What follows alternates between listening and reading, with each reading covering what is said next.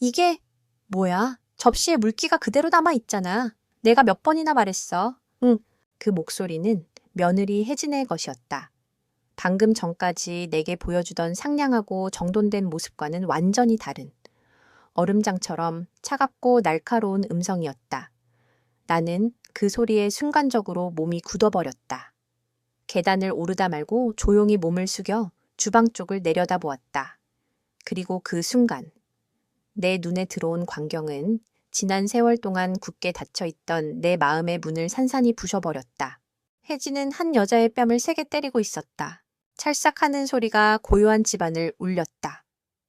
맞은 여자는 앞치마를 두른 채 고개를 푹 숙이고 있었다. 죄송해요. 다시 할게요.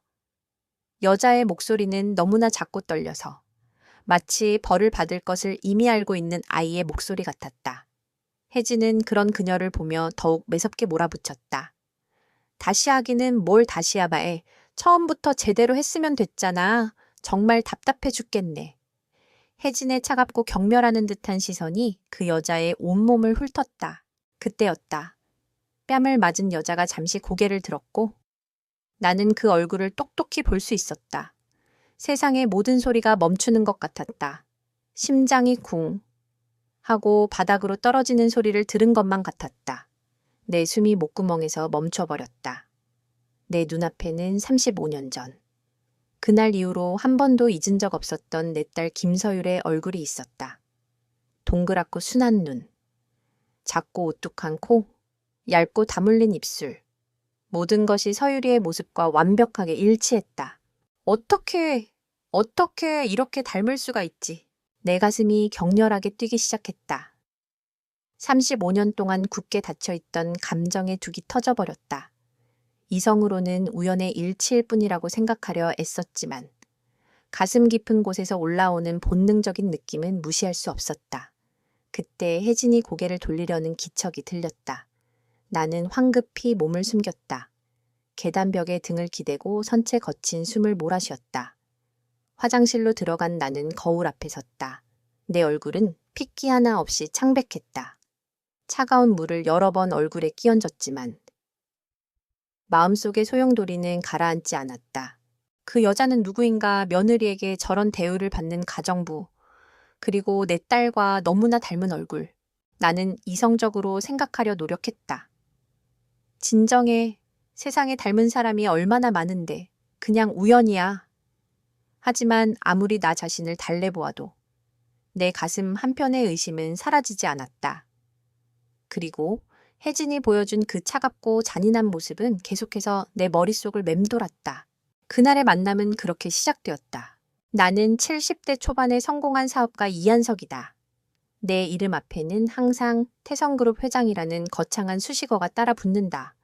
사람들은 나를 두고 성공한 기업가, 자수성가한 신화라며 존경의 시선을 보낸다. 하지만 그들은 모른다. 내 삶의 가장 깊은 곳에 드리워진 그림자를.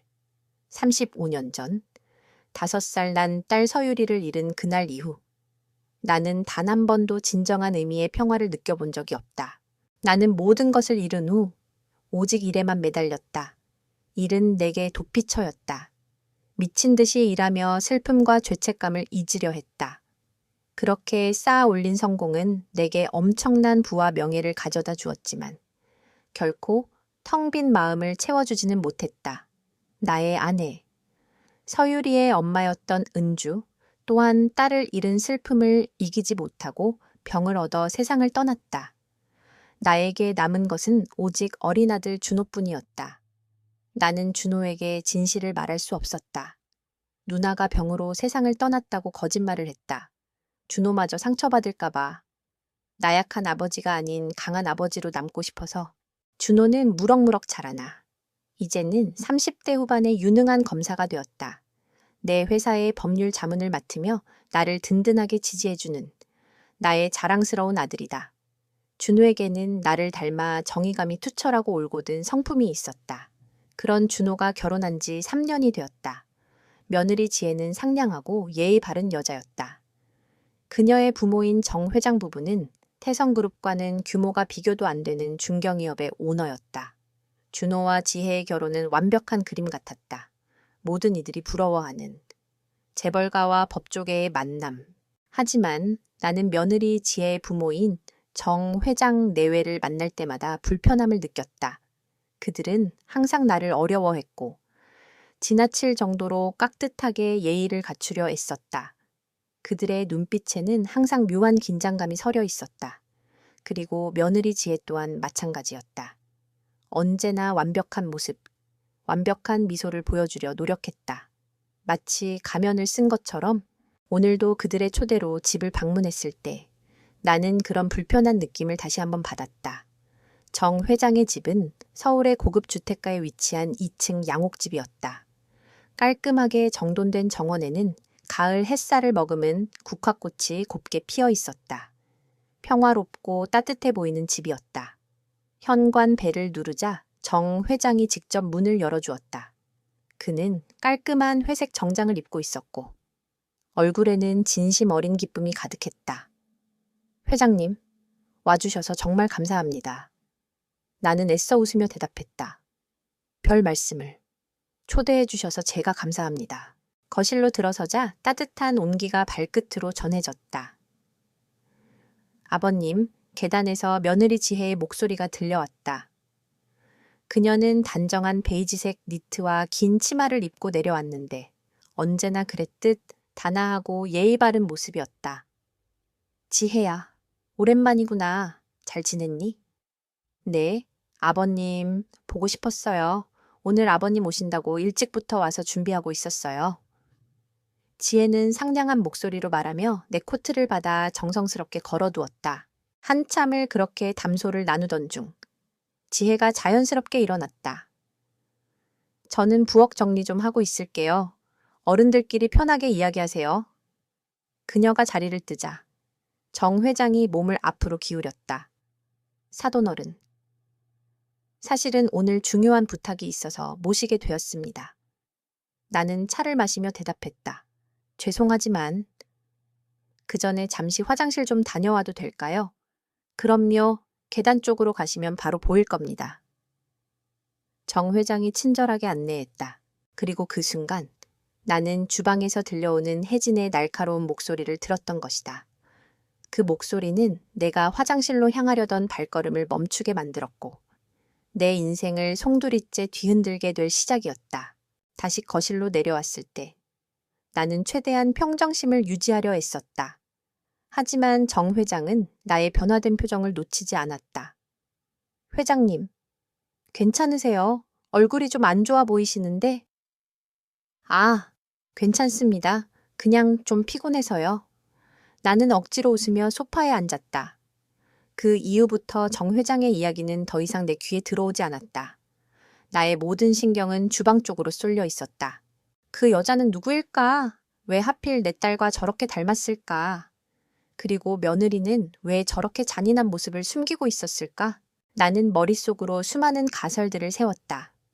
단순한 가정부에게 저런 폭력을 행사하는 며느리의 행동도 납득하기 어려웠지만 그보다 더 나를 흔드는 것은 바로 그 여자의 얼굴이었다. 3벌 소년이라는 시간이 흘렀지만 나는 단 한 번도 내 딸의 얼굴을 잊은 적이 없었다. 그녀의 웃음, 그녀의 목소리, 그녀의 작은 몸짓 하나하나까지 모두 생생하게 기억하고 있었다. 그 여자의 이름은 아림이었다. 아림. 아름답다는 뜻의 이름. 하지만 그녀의 삶은 전혀 아름다워 보이지 않았다. 혜진의 차가운 눈빛과 매서운 손길 아래 그녀는 마치 살아있는 인형처럼 움직이고 있었다. 나는 그들의 대화를 엿듣고 싶었지만 더 이상 그럴 수 없었다. 정 회장이 나를 쳐다보며 내 대답을 기다리고 있었기 때문이었다. 어떻게 생각하세요? 회장님 새로운 유통업 분야인데 회장님의 경험과 네트워크가 꼭 필요합니다.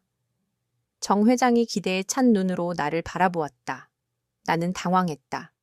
무슨 말을 하고 있었는지 전혀 듣지 못했던 것이다. 사돈어른. 죄송합니다. 오늘 몸이 좀 안 좋아서 집중이 잘 안 되네요. 나의 말에 정 회장의 표정이 순간 굳어졌다. 그 표정은 한편으로 섬뜩하기도 했다. 그렇군요. 그럼 시간 날 때 다시. 네. 긍정적으로 검토해 보겠습니다. 오늘은 이만 들어가 봐야겠네요. 나는 자리에서 일어났다. 정 회장 부부는 아쉬워하는 표정이었지만 나는 더 이상 그곳에 머무를 수 없었다. 현관으로 나가는 길에 나는 자연스럽게 주방 쪽을 힐끗 돌아보았다. 그 여자가 조용히 설거지를 하고 있었다. 멀리서 보는 뒷모습만으로도 내 가슴은 두근거렸다. 현관에서 인사를 나누며 나는 애써 태연한 척했다. 오늘 좋은 시간이었습니다. 사업 건은 검토해보고 연락드리겠습니다. 네, 사돈어른 몸조리 잘하시고요. 채 올라탔지만 나는 곧바로 시동을 걸 수 없었다. 손이 떨려서 핸들을 잡기 어려웠다. 머릿속에는 오직 그 여자 생각뿐이었다. 아림, 그 아이의 정체를 반드시 알아내야 한다. 나는 그날의 내 감정을 이성적으로 설명할 수 없었다. 그것은 단순한 우연이 아니었다. 35년간 잠들어 있던 나의 본능이 깨어나는 소리였다. 나의 딸, 서유리가 아직 살아있을지도 모른다는 너무나도 비현실적이지만 강력한 희망. 나는 그 희망을 놓을 수 없었다. 그날 밤 나는 잠들 수 없었다. 서재에 앉아 낡은 가죽 의자에 몸을 기댔다.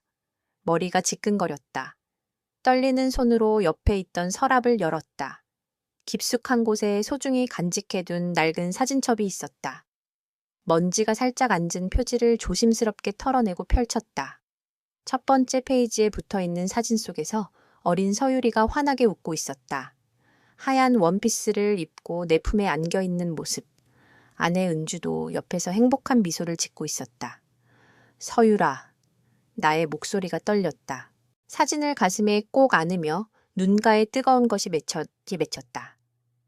그 아이는 죽었는데 이성적으로는 불가능한 일이라고 생각하지만 가슴 깊은 곳에서 올라오는 이 강렬한 느낌은 뭐지? 나는 아무래도 안 되겠다고 생각했다. 이대로 있다가는 평생 후회할 것 같았다. 확인해봐야겠어. 무슨 일이 있어도. 하지만 문제는 방법이었다. 사돈 집에 무작정 찾아가서 가정부를 만나겠다고 할 수는 없는 노릇이었다. 그리고 며느리에게 그 가정부에 대해 묻고 싶지도 않았다. 그날 그녀가 가정부를 어떻게 대하는지 직접 내 눈으로 보았으니까 그때 문득 한 사람이 떠올랐다. 장재호. 그는 20년 넘게 나를 보좌해온 나의 가장 믿을 만한 사람이었다. 태성그룹의 부사장인 그는 나의 과거를 모두 알고 있는 유일한 사람이기도 했다. 다음 날 아침, 나는 평소보다 2시간이나 일찍 회사에 나갔다. 고층 빌딩 최상층에 있는 회장실은 아직 조용했다. 8시 30분, 장 부사장이 들어왔다. 50대 중반의 장 부사장은 키가 크고 건장한 체격에 날카로운 눈빛을 가진 남자였다. 회장님, 무슨 일이신가요? 못 주무신 것 같은데. 장 부사장은 나의 피곤한 얼굴을 한눈에 알아봤다. 장 부사장, 중요한 얘기가 있어요. 나는 그에게 어제 있었던 모든 일을 이야기했다. 장 부사장은 내 이야기를 조용히 들었다. 그의 얼굴에는 점점 놀라움이 번져갔다. 회장님, 그 여자가 정말 그렇게 닮았나요? 그의 목소리에도 미세한 떨림이 있었다. 너무 닮았어요. 이상할 정도로. 마치 서유리가 자란 모습 같았어요. 나는 창밖의 흐릿한 한강을 바라보며 눈물을 삼켰다. 장 부사장은 잠시 아무 말도 하지 못했다. 하지만 회장님, 그럴 가능성은 나도 알아요. 말이 안 되는 일이라는 것도. 나는 고개를 돌려 장 부사장을 바라보았다. 나의 눈은 빨갛게 충혈되어 있었다. 하지만 직접 확인해보지 않으면 마음이 편하지 않을 것 같아요. 장 부사장은 깊게 숨을 들이마셨다. 네, 제가 도와드리겠습니다. 어떻게 하면 될까요? 그 가정부와 직접 만나서 이야기하고 싶어요. 그 아이의 출퇴근 시간이나 외출 시간을 파악해 주세요. 장 부사장은 고개를 끄덕였다. 네, 며칠 시간을 주시면 알아보겠습니다. 나는 내 딸을 찾고 싶었다. 비록 그럴 가능성이 희박하다 할지라도 단 1%의 희망이라도 있다면 포기할 수 없었다. 나는 그 아이가 내 딸 서율이라는 것을 직감적으로 느꼈다. 35년 만에 다시 찾아온 이 기회를 절대 놓치고 싶지 않았다. 나는 이성적인 판단을 내릴 수 없었다. 오직 아버지로서의 본능에만 충실하기로 결심했다. 이 모든 것이 미친 짓일 수도 있겠지만 나는 더 이상 후회하고 싶지 않았다. 밤늦도록 잠 못 이루고 뒤척이다 겨우 잠이 들었다. 꿈속에서 나는 35년 전에 그날로 돌아갔다. 해맑게 웃고 있는 어린 서유리가 나를 향해 손을 흔들었다. 나는 서유리의 이름을 부르며 필사적으로 달려갔지만 그녀의 모습은 이내 흐릿해지며 멀어져 갔다. 꿈에서 깨어났을 때 내 베개는 흠뻑 젖어 있었다. 아침에 햇살이 창문을 비추고 있었지만 내 마음은 여전히 먹구름이 낀 듯 무거웠다. 그날 나는 평소처럼 출근하지 않았다. 운전기사에게 따로 지시를 내리고 차를 몰아 혼자서 어딘가로 향했다. 그곳은 바로 은주와 서유리가 잠들어 있는 추모 공원이었다. 나는 그곳에 오직 한 사람, 나의 아내이자 서유리의 엄마였던 은주에게만 솔직해질 수 있었다. 다른 이들 앞에서 나는 항상 굳건하고 흔들림 없는 태성그룹의 회장이었지만 이곳에서만큼은 그저 사랑하는 아내와 딸을 잃은 나약한 남편이자 아버지일 뿐이었다. 추모 공원은 고요했다. 바람 소리, 나무십 스치는 소리만이 들려왔다. 은주의 묘비 앞에 섰다. 단아한 사진 속에서 은주는 여전히 따뜻한 미소를 짓고 있었다. 은주야, 나 왔어. 나는 묘비 앞에 무릎을 꿇고 앉았다. 차가운 대리석을 손으로 쓸어내렸다. 나 이상한 꿈을 꿨어. 아니, 이상한 일을 겪었어. 서유리와 똑같이 생긴 아이를 봤어. 나는 혜진의 집에서 있었던 일을 은주에게 조곤조곤 이야기했다. 며느리 혜진의 차갑고 잔인했던 표정, 그리고 그 아이의 너무나도 서유리와 닮은 얼굴까지. 믿기지 않겠지만 내 가슴은 아직도 뛰고 있어. 어쩌면 서유리가 살아있을지도 모른다는 희망을 품게 됐어. 나의 목소리는 걷잡을 수 없이 떨렸다. 35년 동안 억눌러 왔던 감정이 한꺼번에 터져 나왔다. 내가 미쳤나 봐. 하지만 그냥 지나칠 수가 없어. 만약에 그 아이가 우리 서율이라면 나는 은주의 묘비에 얼굴을 기댔다. 미안해. 은주야, 당신과 서율이를 지켜주지 못했어. 내가 얼마나 후회하고 있는지 알아? 매일매일이 지옥 같았어. 나의 눈에서 뜨거운 눈물이 흘러내렸다. 추모 공원의 맑은 공기 속에서 나는 오랫동안 울었다. 35년 만에 처음으로. 누군가에게 내 마음속의 깊은 상처를 털어놓는 기분이었다. 은주에게 모든 것을 이야기하고 나니 내 마음이 조금은 가벼워지는 것 같았다. 나는 한참을 그렇게 앉아 있다가 은주의 묘비 앞에서 일어섰다. 이제는 돌아가야 할 시간이었다. 은주야, 내가 꼭 알아낼게. 무슨 일이 있어도. 나는 결심을 굳혔다. 이성적인 판단은 잠시 접어두고 오직 아버지의 본능에 따라 움직이기로 했다. 나는 차에 시동을 걸고 천천히 추모 공원을 빠져나왔다. 도심으로 향하는 길목에서 나는 35년 전의 기억을 되새겼다. 내 딸 서유리를 잃었던 그날. 그 아픈 기억을. 서유리는 5살이었다. 평소처럼 유치원에서 돌아와 동네 놀이터에서 친구들과 놀고 있었다. 나는 회사 일에 바빠 서유리를 챙겨주지 못했고 그날도 나는 늦게까지 회사에 있었다. 아내는 서유리를 데리러 갔지만 놀이터에는 서유리가 없었다. 친구들의 말에 따르면 서유리는 어떤 아줌마를 따라갔다고 했다. 그 아줌마가 엄마가 먼저 가 있으라고 했다고 말했다고 했다. 그 말을 들은 아내는 그 자리에서 주저앉아 울부짖었다. 나는 그 길로 회사를 박차고 나왔다. 경찰에 신고하고 인근 폐쇄회로 TV를 뒤지고 전단지를 만들어 동네 골목골목을 붙였다. 그날 이후 나는 일에 손을 떼고 오직 서유리를 찾는 일에만 매달렸다.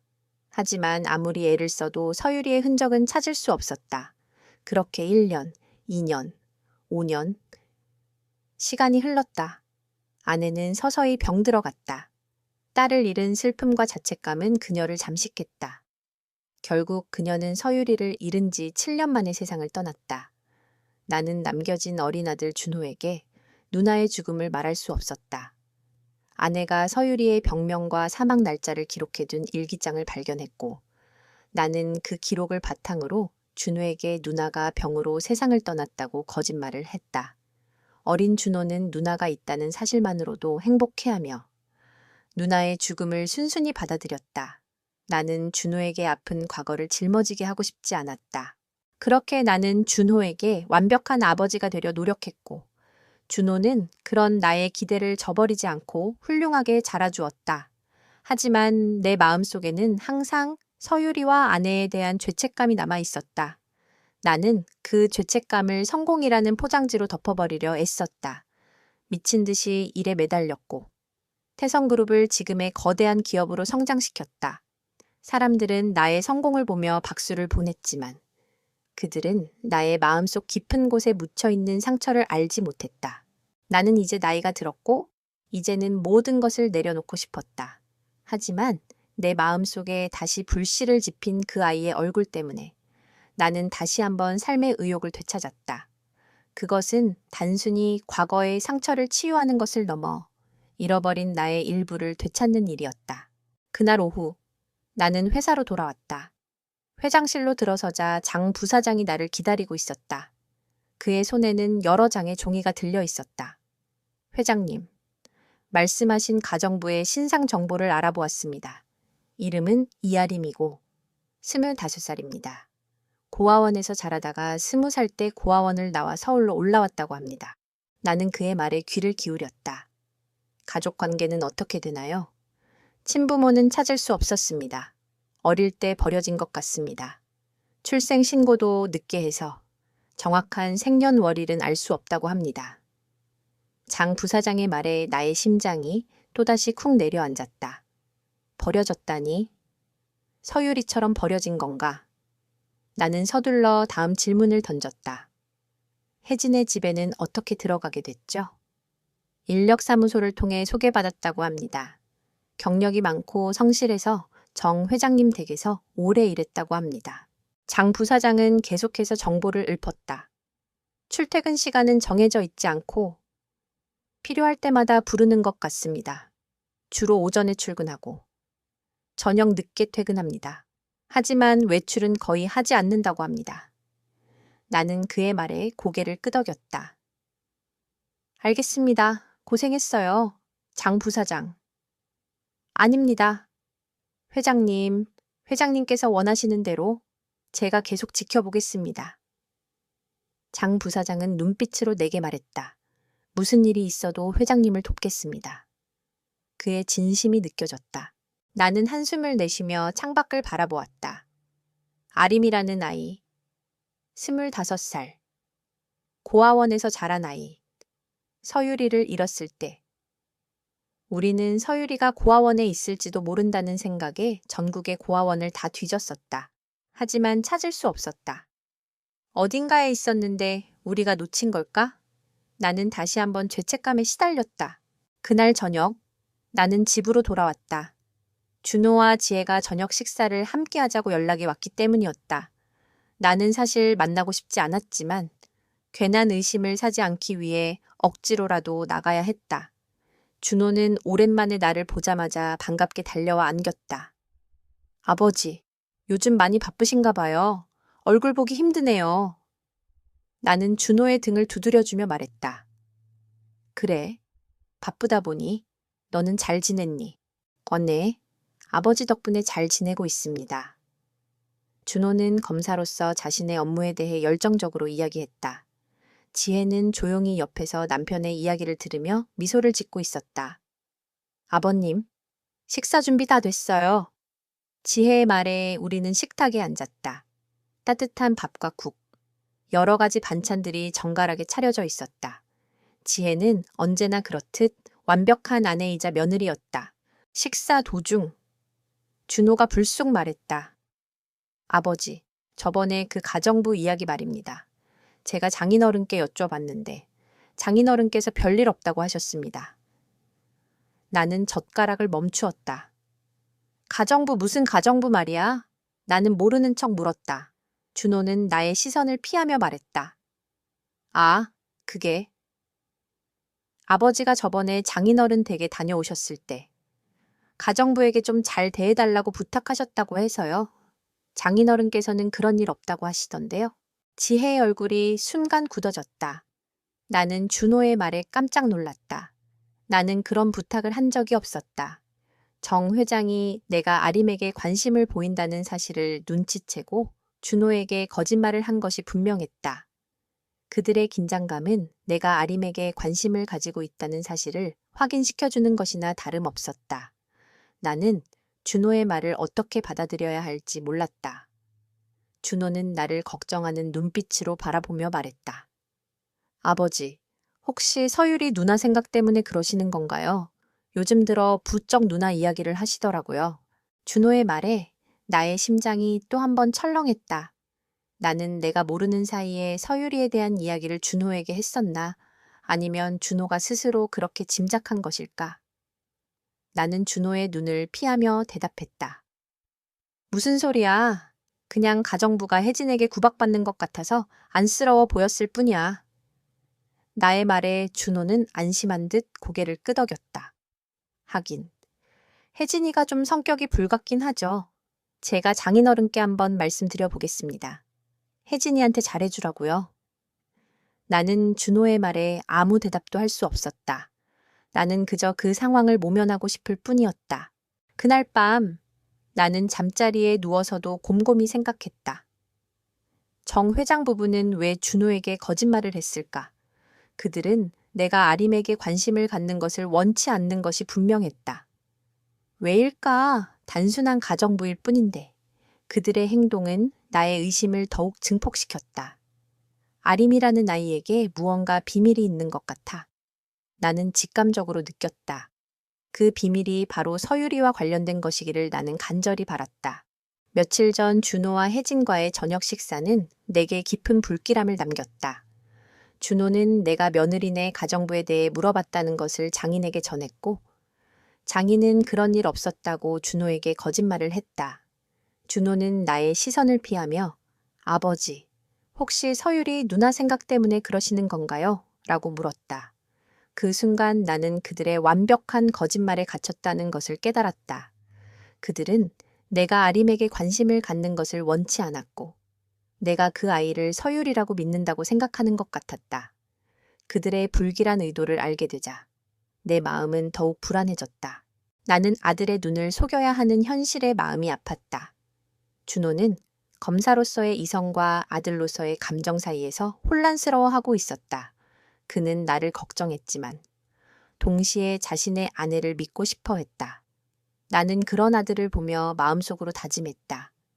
아들아, 미안하다. 하지만 아빠는 네 아내의 가면 아래 숨겨진 진실을 반드시 밝혀낼 거야. 나는 더 이상 망설이지 않았다. 다음 날 아침 일찍 나는 장 부사장을 호출했다. 그는 나의 오랜 오른팔이자 나의 과거를 모두 알고 있는 유일한 사람이었다. 나는 그에게 모든 것을 털어놓았다. 며칠 전 정 회장의 집에서 있었던 일, 아림이라는 아이의 얼굴, 그리고 준호와의 대화까지. 장 부사장은 나의 이야기를 듣고 충격에 휩싸였다. 그의 얼굴에는 놀라움과 함께 깊은 우려가 서려 있었다. 회장님, 정말? 그럴 수도 있을까요? 그의 목소리는 조심스러웠다. 장 부사장, 나도 모르겠어. 이성적으로는 말이 안 되는 일이야. 하지만 내 가슴은 그 아이가 서율이라고 말하고 있어. 나는 장 부사장의 눈을 똑바로 보며 말했다. 나는 더 이상 이대로 있을 수 없어. 그 아이를 찾아내야만 해. 장 부사장은 나의 간절한 눈빛을 보더니 고개를 끄덕였다. 네, 회장님. 제가 어떻게 하면 될까요? 나는 장 부사장에게 내가 생각한 모든 계획을 이야기했다. 아림의 DNA를 채취해서 서유리의 DNA와 비교하는 것. 그것이 내가 생각한 유일한 방법이었다. 하지만 장 부사장은 난색을 표했다. 회장님, 그 아이는 외출을 거의 하지 않는다고 합니다. 외부에 노출되는 시간이 거의 없어서 DNA를 채취하기가 쉽지 않을 것 같습니다. 나는 장 부사장의 말에 실망했다. 하지만 포기할 수 없었다. 다른 방법은 없을까요? 다른 방법은 장 부사장은 한참을 고민하더니 말했다. 회장님, 일단 제가 정 회장 댁 주변을 탐문해 보겠습니다. 혹시라도 그 아이가 외출하는 시간이 있거나 주변에 아는 사람이 있을 수도 있으니까요. 나는 장 부사장의 말에 고개를 끄덕였다. 네, 알겠습니다. 장 부사장, 무슨 일이 있어도 조심해야 합니다. 정 회장과 혜진이가 이미 우리를 경계하고 있어요. 장 부사장은 나의 말에 고개를 끄덕였다. 네, 회장님, 염려 놓으십시오. 제가 잘 처리하겠습니다. 장 부사장이 돌아간 후 나는 홀로 회장실에 앉아 있었다. 창밖으로는 도시의 풍경이 펼쳐져 있었다. 수많은 사람들이 바쁘게 움직이는 모습이 보였다. 나는 그들 속에서 나의 딸을 찾고 싶었다. 35년이라는 시간 동안 나는 무엇을 했을까? 나는 그저 성공이라는 미명 아래 나의 상처를 외면하고 살아왔던 것은 아닐까? 나는 나 자신이 너무나도 한심하게 느껴졌다. 그날 저녁, 준에게서 전화가 왔다. 아버지, 저번에 말씀하신 가정부 문제 말인데요. 제가 혜진이에게 이야기해서 가정부에게 좀 더 잘해주라고 했습니다. 혜진이도 알겠다고 했으니까 이제 걱정하지 마세요. 준호의 목소리는 평소처럼 다정하고 확신에 차 있었다. 나는 준호의 말에 마음이 아팠다. 그는 자신의 아내를 믿고 있었다. 나는 그 믿음을 깨야만 했다. 그래, 준호야, 알겠다. 고맙다. 나는 애써 웃으며 말했다. 하지만 준호의 말은 내게 더 큰 불안감을 안겨주었다. 혜진이 내가 아림에게 관심을 갖는다는 사실을 알았으니 이제 아림을 더 심하게 학대할지도 모른다는 생각이 들었기 때문이었다. 나는 준호에게 그 사실을 말할 수 없었다. 준호는 혜진을 믿고 있었고 나는 그 믿음을 깨뜨리고 싶지 않았다. 나는 그저 혼자서 모든 것을 감당해야만 했다. 나는 잠자리에 누웠지만 잠이 오지 않았다. 눈을 감으면 아림의 얼굴이 떠올랐다. 며느리에게 뺨을 맞고 고개를 푹 숙이고 있던 그 모습이 자꾸만 나를 괴롭혔다. 그 모습은 35년 전 유괴범들에게 끌려가던 서유리의 모습과 겹쳐 보였다. 나는 그 모습을 보며 온몸이 떨려왔다. 내가 왜 그때 그들을 막지 못했을까? 왜 나는 서유리를 지켜주지 못했을까? 나는 나 자신을 용서할 수 없었다. 며칠 후 장 부사장이 다시 나를 찾아왔다. 그의 얼굴은 피곤해 보였지만 눈빛은 강한 의지로 빛나고 있었다. 회장님, 알아냈습니다. 그 아이는 거의 외출을 하지 않지만 가끔 시장에 장을 보러 나가는 것 같습니다. 하지만 시간이 규칙적이지 않습니다. 제가 계속 지켜보고 있으니 그 아이가 집을 나서면 바로 연락드리겠습니다. 장 부사장의 말에 나의 심장이 빠르게 뛰기 시작했다. 드디어 기회가 온 것이다. 나는 이 기회를 놓칠 수 없었다. 나는 장 부사장에게 알겠습니다. 장 부사장, 무슨 일이 있어도 조심해야 합니다. 정화 회장과 혜진이가 우리를 경계하고 있으니 괜히 이상한 낌새를 보이면 안 됩니다. 라고 말했다. 장 부사장은 나의 말에 고개를 끄덕였다. 네, 회장님, 염려 놓으십시오. 제가 잘 처리하겠습니다. 장 부사장이 돌아간 후 나는 홀로 회장실에 앉아 있었다. 창밖으로는 도시의 풍경이 펼쳐져 있었다. 수많은 사람들이 바쁘게 움직이는 모습이 보였다. 나는 그들 속에서 나의 딸을 찾고 싶었다. 35년이라는 시간 동안 나는 무엇을 했을까? 나는 그저 성공이라는 미명 아래 나의 상처를 외면하고 살아왔던 것은 아닐까? 나는 나 자신이 너무나도 한심하게 느껴졌다. 그날 저녁, 준에게서 전화가 왔다. 아버지, 저번에 말씀하신 가정부 문제 말인데요. 제가 혜진이에게 이야기해서 가정부에게 좀 더 잘해주라고 했습니다. 혜진이도 알겠다고 했으니까 이제 걱정하지 마세요. 준호의 목소리는 평소처럼 다정하고 확신에 차 있었다. 나는 준호의 말에 마음이 아팠다. 그는 자신의 아내를 믿고 있었다. 나는 그 믿음을 깨야만 했다. 그래, 준호야, 알겠다. 고맙다. 나는 애써 웃으며 말했다. 하지만 준호의 말은 내게 더 큰 불안감을 안겨주었다. 혜진이 내가 아림에게 관심을 갖는다는 사실을 알았으니 이제 아림을 더 심하게 학대할지도 모른다는 생각이 들었기 때문이었다. 나는 준호에게 그 사실을 말할 수 없었다. 준호는 혜진을 믿고 있었고 나는 그 믿음을 깨뜨리고 싶지 않았다. 나는 그저 혼자서 모든 것을 감당해야만 했다. 나는 잠자리에 누웠지만 잠이 오지 않았다. 눈을 감으면 아림의 얼굴이 떠올랐다. 며느리에게 뺨을 맞고 고개를 푹 숙이고 있던 그 모습이 자꾸만 나를 괴롭혔다. 그 모습은 35년 전 유괴범들에게 끌려가던 서유리의 모습과 겹쳐 보였다. 나는 그 모습을 보며 온몸이 떨려왔다. 내가 왜 그때 그들을 막지 못했을까? 왜 나는 서유리를 지켜주지 못했을까? 나는 나 자신을 용서할 수 없었다. 며칠 후 장 부사장이 다시 나를 찾아왔다. 그의 얼굴은 피곤해 보였지만 눈빛은 강한 의지로 빛나고 있었다. 회장님, 알아냈습니다. 그 아이는 거의 외출을 하지 않지만 가끔 시장에 장을 보러 나가는 것 같습니다. 하지만 시간이 규칙적이지 않습니다. 제가 계속 지켜보고 있으니 그 아이가 집을 나서면 바로 연락드리겠습니다. 장 부사장의 말에 나의 심장이 빠르게 뛰기 시작했다. 드디어 기회가 온 것이다. 나는 이 기회를 놓칠 수 없었다. 나는 장 부사장에게 알겠습니다. 장 부사장, 무슨 일이 있어도 조심해야 합니다.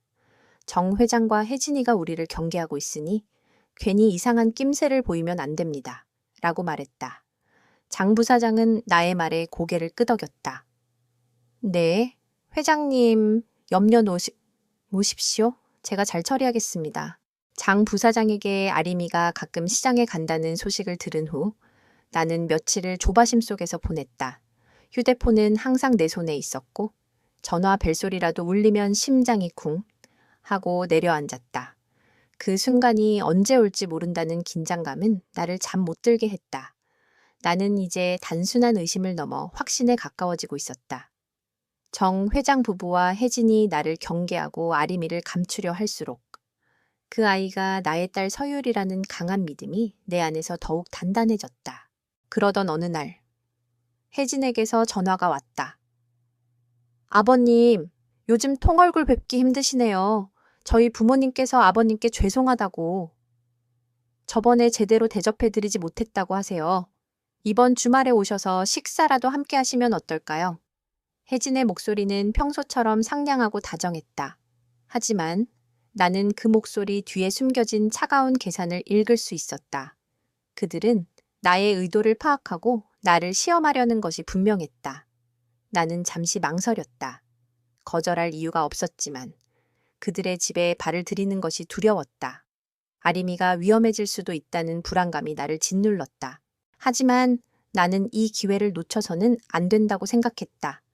그들의 집안 사정을 가까이서 볼 수 있는 유일한 기회였다.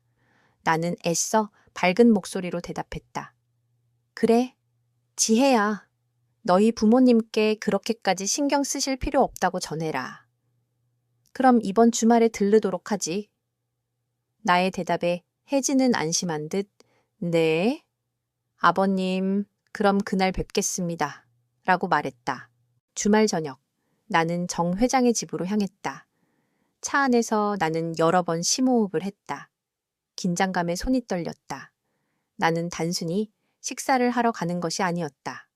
나는 내 딸을 만나러 가는 것이었고 그들의 가면 뒤에 숨겨진 진실을 찾아내러 가는 것이었다.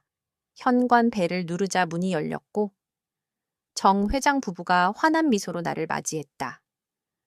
회장님, 어서 오십시오. 이렇게 와주셔서 정말 감사합니다.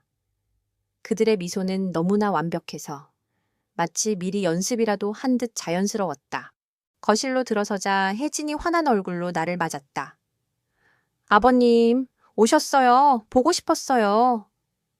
그녀는 내게 다가와 팔짱을 끼며 다정한 척했다. 나는 그녀의 손길에서 차가운 도끼를 느꼈다. 아버님, 식사 준비 다 됐어요. 들어가시죠. 혜진의 말에 나는 고개를 끄덕였다. 식탁에는 정갈하게 차려진 음식이 가득했다.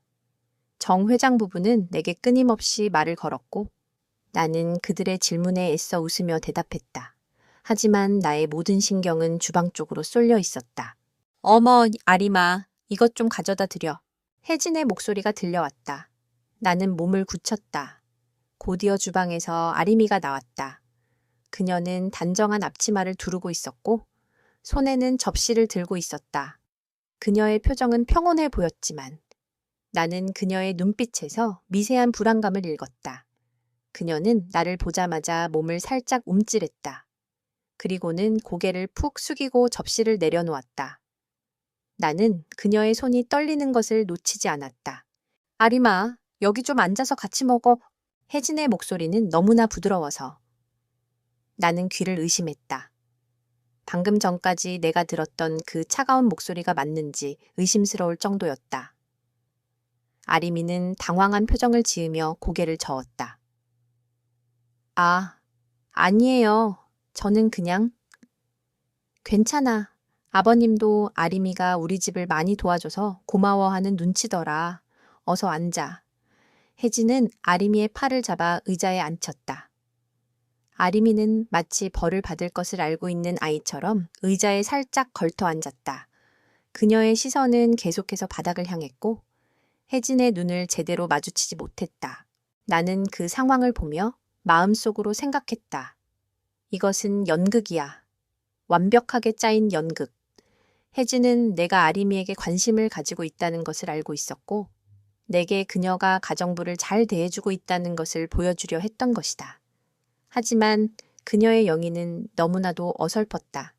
아리미의 불안한 눈빛, 떨리는 손, 그리고 혜진의 지나치게 다정한 목소리, 모든 것이 가짜였다. 아리미는 정말 착한 아이예요. 아버님, 저희 집을 많이 도와줘요. 혜진은 웃으며 말했다.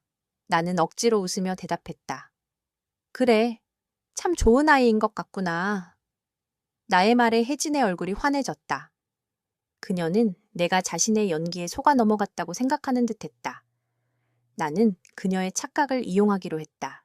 나는 아리미에게 물었다. 아리마, 혹시 좋아하는 음식이 있니? 나의 질문에 아리미는 고개를 들었다. 그녀의 눈빛이 흔들렸다. 잘 모르겠어요. 아리미는 작은 목소리로 대답했다. 좋아하는 음식이 없다니? 그럼 앞으로 여러 가지 먹어보자. 뭘 좋아하는지 찾아보고. 나의 말에 아리미는 눈을 크게 떴다. 그녀의 눈에 희미한 희망이 스쳐 지나갔다. 나는 그 희망을 보며 마음이 아팠다. 아베오님, 너무 아리미에게 신경 쓰지 마세요. 그냥 편하게 식사하세요. 혜진이 다급하게 끼어들었다. 나는 혜진의 말을 무시하고 아리미에게 다시 물었다. 아리마, 혹시 가족은 있니? 나의 질문에 아리미의 몸이 미세하게 떨렸다. 그녀는 고개를 푹 숙이고 아무 말도 하지 못했다. 그 순간 혜진이 내 질문을 끊었다. 아버님, 그런 사적인 질문은 좀... 혜진의 목소리는 차갑고 단호했다. 나는 혜진의 태도를 보며 확신했다. 그 아이에게 무언가 비밀이 있어. 그리고 그 비밀은 혜진이 감추고 싶어 하는 거야. 식사가 끝난 후 나는 자리에서 일어났다. 오늘 잘 먹었습니다. 그럼 이만 들어가 봐야겠네요. 벌써 가세요. 아버님 커피라도 한잔하고 가시죠? 혜진이 아쉬워하며 말했다. 나는 애써 웃으며 대답했다. 괜찮다. 다음번에 오면 마시도록 하지. 현관으로 나가는 길에 나는 아리미를 다시 한번 보았다. 그녀는 조용히 식탁을 치우고 있었다. 그녀의 뒷모습은 몹시 외로워 보였다. 나는 그녀에게 무언가라도 말하고 싶었지만 혜진과 정호 회장이 나를 지켜보고 있었기 때문에 아무것도 할 수 없었다. 나는 그저 마음속으로 아리미에게 말했다. 아리마, 미안하다. 내가 꼭 너를 구해줄게. 채 올라탔지만 나는 곧바로 시동을 걸 수 없었다. 손이 떨려서 핸들을 잡기 어려웠다. 머릿속에는 아리미의 불안한 눈빛과 혜진의 차가운 목소리, 그리고 나의 무력함이 교차했다. 나는 그들의 연극에 속아 넘어가 아리미를 위험에 빠뜨린 것 같아 죄책감에 시달렸다. 내가 너무 늦은 건 아닐까? 혹시 그들이 아리미를 어디론가 숨겨버리면 어쩌지? 온갖 불안한 생각들이 나를 덮쳤다. 나는 곧바로 장 부사장에게 전화했다. 장 부사장, 나예요. 지금 당장 집으로 와주세요. 중요한 할 말이 있어요. 나의 목소리는 떨리고 있었다. 장 부사장은 나의 목소리에서 심상치 않은 일이 벌어졌음을 직감한 듯, 네, 회장님, 지금 바로 가겠습니다. 라고 말했다. 나는 이제 더 이상 망설일 수 없었다. 아리미는 위험에 처해 있었고 나는 그녀를 구해야만 했다. 그것이 나의 딸 서유리를 구하는 마지막 기회일지도 모른다고 생각했다. 나는 이제 이성적인 판단을 내릴 수 없었다. 오직 아버지로서의 본능에만 충실하기로 결심했다. 이 모든 것이 미친 짓일 수도 있겠지만 나는 더 이상 후회하고 싶지 않았다. 나는 정 회장 집에서 돌아온 후 곧바로 장 부사장에게 연락했다. 불안과 긴장감에 온몸이 떨렸다. 내가 겪은 일은 단순한 우연이 아니었다. 아리미의 눈빛에서 읽은 공포, 그리고 혜진의 차가운 눈빛에서 읽은 경계심, 이 모든 것이 한데 섞여 거대한 불안감을 만들어냈다. 나는 장 부사장을 기다리는 동안 내 서재에서 낡은 사진첩을 다시 한번 꺼내보았다. 어린 서유리가 환하게 웃고 있는 사진. 그 웃음과 아리미의 불안한 눈빛이 번갈아 내 머릿속을 맴돌았다. 나의 딸 서유리, 잃어버린 줄만 알았던 나의 딸이 지금 바로 내 아들의 집에서 학대당하고 있을지도 모른다는 생각에 내 심장은 미친 듯이 뛰었다. 저녁 늦게 장 부사장이 서재로 들어왔다. 그의 얼굴은 피곤해 보였지만 눈빛은 강한 의지로 빛나고 있었다. 회장님, 알아냈습니다. 장 부사장의 말에 나는 자리에서 벌떡 일어났다. 무슨 일이야, 무슨 일인데? 장 부사장은 나를 소파에 앉히고 천천히 입을 열었다. 회장님, 정 회장 댁은 30년 전에 지어진 집입니다. 당시에는 보일러실이 지하실에 있었고 보일러실로 통하는 작은 통로가 있었습니다. 지금은 중앙난방 시스템으로 바뀌면서 그 통로가 폐쇄됐다고 합니다.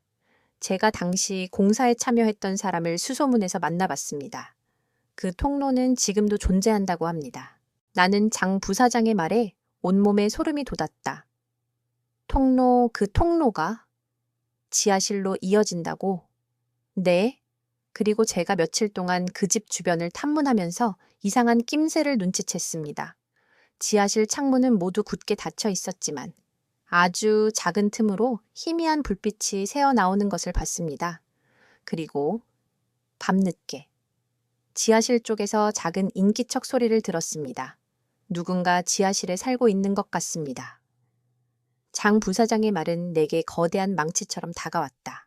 아리미가 지하실에 갇혀 있다니. 나는 그 끔찍한 상상에 몸이 떨렸다. 며느리에게 뺨을 맞고 고개를 푹 숙이고 있던 그 아이가 지금 지하실이라는 좁고 어두운 공간에 갇혀 있다는 사실을 나는 도저히 받아들일 수 없었다. 내 가슴은 분노로 가득 찼다. 나는 두 주먹을 꽉 쥐었다. 장 부사장, 우리는 그 아이를 구해야만 해. 지금 당장. 장 부사장은 나의 말에 고개를 끄덕였다. 네, 회장님. 제가 어떻게 하면 될까요? 우리는 그 통로를 통해 지하실로 잠입해야 해. 그리고 그 아이를 데리고 나와야 해. 지금 당장. 나의 목소리는 떨리고 있었지만 내 눈빛은 흔들리지 않았다. 장 부사장은 잠시 망설였다. 회장님, 하지만 그건 법적으로 문제가 될 수 있습니다. 주거침입죄로. 법이고 나발이고 내 딸이 거기 갇혀 있는데 내가 지금 그런 걸 신경 쓸 여유가 있을 것 같아. 나는 장 부사장의 말을 끊었다. 나는 이성을 잃은 아버지가 아니야. 나는 내 딸을 구해야 하는 아버지야. 법적인 문제는 내가 다 책임질게. 장 부사장, 나를 도와주겠나. 장 부사장은 나의 간절한 눈빛을 보더니 고개를 끄덕였다. 네, 회장님. 제가 회장님을 돕겠습니다. 장 부사장의 말에 나는 안도의 한숨을 내쉬었다. 나는 그날 밤 장 부사장과 함께 잠입 계획을 세웠다. 우리는 정 회장 부부가 외출하는 시간을 노리기로 했다. 그리고 준호에게는 모든 것을 비밀에 붙이기로 했다. 준호가 이 사실을 알게 되면 혜진에게 말할지도 모른다는 불안감 때문이었다. 나는 아들에게 거짓말을 해야 한다는 사실에 마음이 아팠지만 어쩔 수 없었다. 며칠 후 장 부사장이 다시 나를 찾아왔다. 회장님, 정 회장 부부가 내일 모레 4박 5일 일정으로 가족 여행을 떠난다고 합니다. 나는 그의 말에 눈이 번쩍 뜨였다. 가족 여행? 네, 준호 씨가 혜진 씨에게 여행을 가자고 제안했다고 합니다. 혜진 씨가 요즘 스트레스를 많이 받는 것 같아 위로해주고 싶었다고 합니다. 장 부사장의 말에 나는 준호가 혜진을 얼마나 아끼는지 다시 한번 깨달았다. 하지만 동시에 나는 준호의 순진함이 혜진에게 이용당하고 있다는 생각에 마음이 아팠다. 장 부사장, 내일 모레 저녁에 출발합시다. 정 회장 부부가 외출하는 동안 우리는 그 아이를 구해야만 해. 장 부사장은 나의 말에 고개를 끄덕였다. 네, 회장님, 제가 모든 준비를 해놓겠습니다. 장 부사장이 돌아간 후 나는 홀로 서재에 앉아 있었다. 내일이면 드디어 그 아이를 만날 수 있다는 생각에 심장이 미친 듯이 뛰었다. 하지만 동시에 혹시라도 그 아이가 서유리가 아닐 수도 있다는 불안감이 나를 덮쳤다. 만약 그 아이가 서유리가 아니라면 나는 어떻게 해야 할까? 나는 그 아이를 구해줄 수는 있을까? 나는 그 아이의 마음을 다치게 한 것은 아닐까? 온갖 생각들이 내 머릿속을 맴돌며 나를 괴롭혔다. 나는 낡은 사진첩을 다시 한번 꺼내보았다. 어린 서유리가 환하게 웃고 있는 사진. 나는 그 사진을 보며 마음속으로 다짐했다. 서유라, 아빠가 간다. 무슨 일이 있어도 아빠가 너를 구해줄게. 아빠를 믿어줘. 그날 밤, 나는 잠을 이루지 못했다. 눈을 감으면 아림이의 불안한 눈빛과 혜진의 차가운 목소리가 들려왔다. 나는 그들의 가면 뒤에 숨겨진 잔혹한 진실을 파헤치고 싶었다. 그리고 그 진실을 통해 엄마와 나, 그리고 서유리를 향한 나의 죄책감을 조금이라도 덜어내고 싶었다. 나는 이제 더 이상 망설일 수 없었다. 나는 내일 당장 행동해야만 했다. 나는 내일 당장 내 딸을 찾아야만 했다. 내일이면 드디어 그 아이를 만날 수 있다는 생각에 심장이 미친 듯이 뛰었다. 하지만 동시에 혹시라도 그 아이가 서유리가 아닐 수도 있다는 불안감이 나를 덮쳤다. 만약 그 아이가 서유리가 아니라면 나는 어떻게 해야 할까? 나는 그 아이를 구해줄 수는 있을까? 나는 그 아이의 마음을 다치게 한 것은 아닐까? 온갖 생각들이 내 머릿속을 맴돌며 나를 괴롭혔다. 나는 낡은 사진첩을 다시 한번 꺼내보았다. 어린 서유리가 환하게 웃고 있는 사진. 나는 그 사진을 보며 마음속으로 다짐했다. 서유라, 아빠가 간다. 무슨 일이 있어도 아빠가 너를 구해줄게. 아빠를 믿어줘. 그날 밤, 나는 잠을 이루지 못했다. 눈을 감으면 아림이의 불안한 눈빛과 혜진의 차가운 목소리가 들려왔다. 나는 그들의 가면 뒤에 숨겨진 잔혹한 진실을 파헤치고 싶었다. 그리고 그 진실을 통해 엄마와 나, 그리고 서유리를 향한 나의 죄책감을 조금이라도 덜어내고 싶었다. 나는 이제 더 이상 망설일 수 없었다. 나는 내일 당장 행동해야만 했다. 나는 내일 당장 내 딸을 찾아야만 했다. 다음 날 저녁, 약속된 시간이 되었다. 나는 장 부사장과 함께 정 회장의 집 근처에 도착했다. 어둠이 완전히 내린 저녁. 가로등 불빛만이 거리를 희미하게 비추고 있었다. 정 회장 부부의 집은 고요했다. 집 안에는 불빛 하나 새어나오지 않았다. 그들이 여행을 떠났다는 것을 확인시켜주는 듯했다. 우리는 차에서 내려 집 뒤쪽으로 향했다. 장 부사장이 며칠 동안 탐문해서 찾아낸 낡은 보일러, 통로 입구는 덩굴로 뒤덮여 있었다. 회장님, 여기입니다. 이 안으로 들어가면 지하실로 연결됩니다. 장 부사장이 조심스럽게 덩굴을 걷어냈다. 퀴퀴한 흙냄새와 함께 차가운 공기가 흘러나왔다. 나는 심호흡을 했다. 긴장감에 온몸이 떨렸다. 괜찮습니다. 회장님, 제가 먼저 들어가겠습니다. 장 부사장이 앞장서서 통로 안으로 들어갔다. 나는 그의 뒤를 따랐다. 통로 안은 좁고 어두웠다. 휴대폰 손전등을 켜고 조심스럽게 걸었다. 발소리가 나지 않게 천천히 움직였다. 통로 끝에는 낡은 철문이 있었다. 장 부사장이 철문을 열자 차가운 공기가 나를 감쌌다. 회장님, 지하실입니다. 장 부사장이 속삭였다. 지하실은 어둡고 습했다. 벽지는 제대로 붙어 있지 않았고 구석에는 곰팡이가 피어 있었다. 한쪽 구석에 가니 화장실이 있었는데 매우 열악해 보였다. 나는 휴대폰 손전등을 비추며 지하실을 둘러보았다. 그때 지하실 끝에 있는 작은 방에서 희미한 인기척이 느껴졌다. 회장님, 저깁니다. 장 부사장이 속삭였다. 나는 심장이 미친 듯이 뛰었다. 그 안에 아리미가 있을 것이다. 나는 조심스럽게 그 방으로 다가갔다.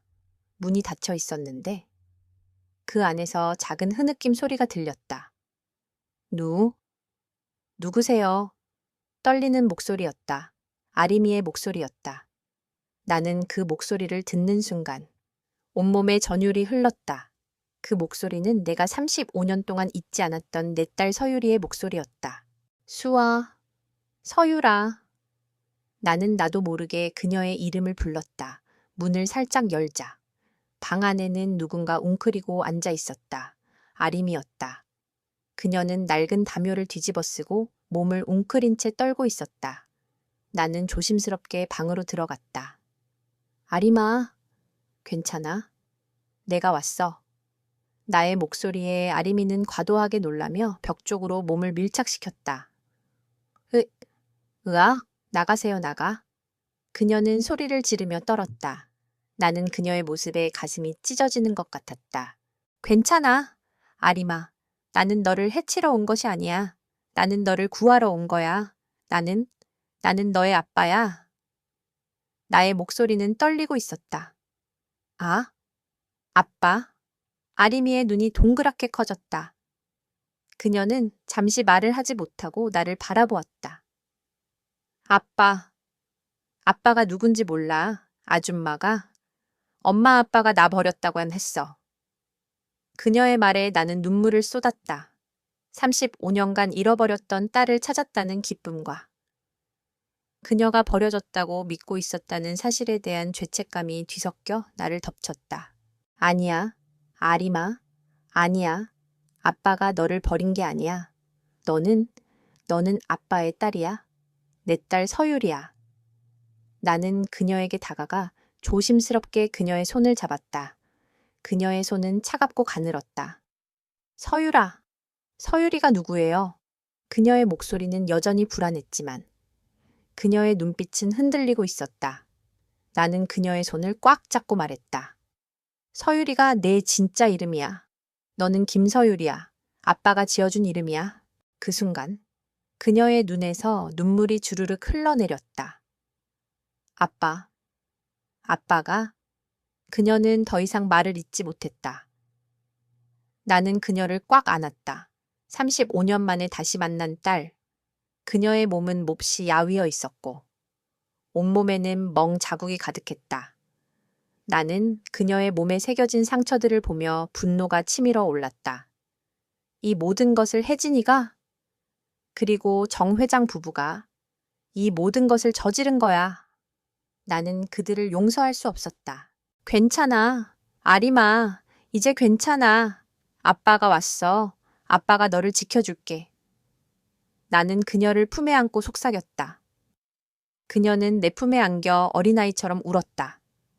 그 울음소리는 내게는 세상에서 가장 아름다운 소리였다. 나는 그녀를 품에 안고 한참을 그렇게 있었다. 장 부사장은 조용히 뒤에서 우리를 지켜보고 있었다. 그의 눈에도 눈물이 고여 있었다. 회장님, 일단 여기에서 나가셔야 합니다. 혜진 씨가 돌아올 수도 있습니다. 장 부사장이 조심스럽게 말했다. 나는 고개를 끄덕였다. 그래, 나가자. 아리마, 아빠랑 같이 가자. 여기보다 따뜻하고 좋은 곳으로. 아리미는 내 손을 꽉 잡고 일어섰다. 그녀의 발걸음은 불안했지만 그녀의 눈빛은 나를 향한 믿음으로 가득했다. 우리는 낡은 통로를 통해 지하실을 빠져나왔다. 밤하늘에는 별들이 반짝이고 있었다. 나는 아림이에게 내 코트를 벗어 입혀주었다. 그녀는 내 코트 안에서 따뜻함을 느꼈는지 조용히 나를 올려다보았다. 아빠? 아빠는 정말 나를 버리지 않았어요. 그녀의 목소리는 여전히 작았지만 그 속에는 진실을 확인하고 싶은 간절함이 담겨 있었다. 응? 아리마, 아빠는 너를 버리지 않았어. 단 한 번도. 나는 그녀의 손을 꽉 잡고 말했다. 우리는 장 부사장의 채 올라탔다. 장 부사장은 조용히 차를 몰았다. 차 안은 고요했지만 내 마음속은 격렬한 감정들로 소용돌이치고 있었다. 35년 만에 딸을 찾았다는 기쁨과 그녀가 겪었을 고통에 대한 미안함, 그리고 그 모든 것을 저지른 혜진과 정 회장 부부에 대한 분노가 뒤섞여 나를 짓눌렀다. 나는 이제 더 이상 물러설 수 없었다. 나는 그들을 법의 심판대에 세우고 그들이 저지른 모든 죄를 세상에 알려야만 했다. 아리미는 내 옆자리에서 조용히 잠들어 있었다. 그녀의 얼굴은 평온해 보였다. 나는 그녀의 잠든 얼굴을 보며 마음속으로 다짐했다. 서유라, 이제 괜찮아. 아빠가 너를 지켜줄게. 이제는 절대로 너를 놓지 않을 거야. 나는 그녀의 손을 꽉 잡았다. 그녀의 손은 따뜻했다. 나는 그 따뜻함이 나에게는 가장 소중한 것이라는 것을 깨달았다. 나는 이제 모든 것을 잃었지만 나의 딸을 되찾았다. 나는 이제 모든 것을 시작할 수 있었다. 나는 아리미를 태우고 장 부사장의 차를 타고 집으로 돌아왔다. 내 품에 안겨 잠든 아리미의 얼굴은 평온해 보였다. 하지만 나는 그녀의 잠든 얼굴을 보며 마음속으로 다짐했다. 서유라, 이제 괜찮아. 아빠가 너를 지켜줄게. 이제는 절대로 너를 놓지 않을 거야. 나는 그녀의 손을 꽉 잡았다. 그녀의 손은 따뜻했다. 나는 그 따뜻함이 나에게는 가장 소중한 것이라는 것을 깨달았다. 나는 이제 모든 것을 잃었지만 나의 딸을 되찾았다. 나는 이제 모든 것을 시작할 수 있었다. 우리는 먼저 아리미를 병원으로 데려갔다. 낡은 담요를 덮어주고 따뜻한 물을 마시게 해주었다. 의사는 아리미의 상태를 확인하고 영양실조와 심각한 스트레스 증상을 보인다고 했다. 하지만 그녀의 몸은 생각보다 튼튼했고 큰 부상은 없었다. 나는 그녀의 몸에 새겨진 멍 자국들을 보며 분노가 치밀어 올랐다. 이 모든 것을 혜진이가 그리고 정 회장 부부가 나는 그들을 용서할 수 없었다. 아리미는 병실 침대에 누워 잠들어 있었다. 나는 그녀의 머리를 쓰다듬어 주었다. 그녀의 머리카락은 몹시 푸석했고 손길은 차가웠다. 나는 그녀의 머리카락을 쓰다듬으며 마음속으로 다짐했다. 서유라, 이제 아프지 않아도 돼. 아빠가 너를 지켜줄게. 이제는 너를 혼자 두지 않을게. 나는 장 부사장에게 전화를 걸어 병원으로 와달라고 했다. 장 부사장은 이미 모든 상황을 파악하고 있었다. 그는 내게 서둘러 DNA 검사를 해야 한다고 말했다. 나는 그의 말에 고개를 끄덕였다. 병원에서 아리미의 머리카락 한 올을 채취해 장 부사장에게 건넸다. 장 부사장은 가장 빠른 방법으로 검사를 진행하겠다고 약속했다. 며칠 후 검사 결과가 나왔다. 장 부사장이 내게 전화를 걸었다. 회장님, 결과가 나왔습니다. 99.9% 일치입니다. 친딸이 확실합니다. 장 부사장의 목소리는 떨리고 있었다. 나는 그 말을 듣고 눈물을 쏟았다. 35년간 찾아 헤맸던 내 딸 서유리가 정말 돌아온 것이다. 나는 병실로 가 아리미에게 말했다. 아리마, 이제 괜찮아. 아빠가 너를 찾았어. 너의 진짜 이름은 김서율이야. 아리미의 눈이 동그랗게 커졌다. 김서율, 김서율이 제 이름이에요? 그녀는 작은 목소리로 되물었다. 나는 그녀의 손을 꽉 잡고 말했다. 응, 아빠가 지어준 이름이야. 나는 서유리에게 그동안 겪었던 모든 일들을 이야기해 주었다. 그녀가 실종된 후 내가 얼마나 그녀를 찾아다녔는지, 아내가 그녀를 그리워하다 세상을 떠났는지, 그리고 내가 그녀를 잃은 죄책감에 어떻게 살아왔는지. 서유리는 나의 이야기를 들으며 눈물을 흘렸다. 그녀는 내가 버린 줄 알았던 부모가 사실은 자신을 찾기 위해 필사적으로 노력했다는 사실을 알게 되자 안도와 함께 새로운 슬픔을 느꼈다. 나는 이제 준호에게 모든 것을 이야기해야만 했다. 하지만 나는 준호가 이 사실을 어떻게 받아들일지 두려웠다. 그는 자신의 아내를 믿고 있었고 나는 그 믿음을 깨뜨려야만 했다. 나는 준호에게 전화를 걸었다.